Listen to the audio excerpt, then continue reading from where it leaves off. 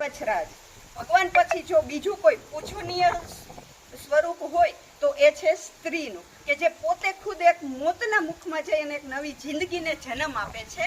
તો એ જ જિંદગીને કે મોત સુધી લડવા માટે મજબૂર કરવામાં આવે છે આપણા દેશમાં.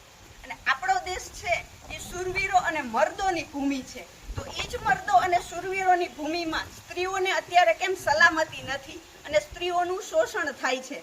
મિત્રો, આપણી ભારત ભૂમિ છે એ રામ અને કૃષ્ણની ભૂમિ છે, કે એ જ કૃષ્ણ કે જેને દ્રૌપદીના ચીર પૂર્યા હતા. તો એ જ કૃષ્ણની ભૂમિ ઉપર અત્યારે કેમ સ્ત્રીઓના વસ્ત્રોનું હરણ થાય છે અને સ્ત્રીઓનું શોષણ થાય છે.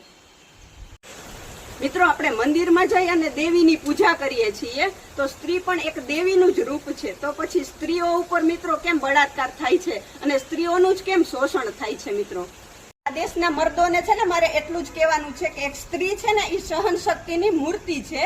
એ જ્યાં સુધી સહન કરશે ને ત્યાં સુધી તમે તમારી મર્દાનગી એના ઉપર છે ને હાવી કરી શકશો અને એનું શોષણ કરી શકશો. બાકી જ્યારે એક સ્ત્રી છે એ રણચંડી બનશે ને ત્યારે તમારી મર્દાનગીને છે ને ધૂળમાં રગોડી નાખશે. મારે એટલું જ કેવું છે કે ન્યાય માંગવા માટે હવે હાથમાં મીણબત્તી લઈ અને નીકળવાની જરૂર નથી, પણ હવે આપણે છે ને હાથમાં હથિયારો ઉઠાવવાનો સમય આવી ગયો છે મારે બહેનો.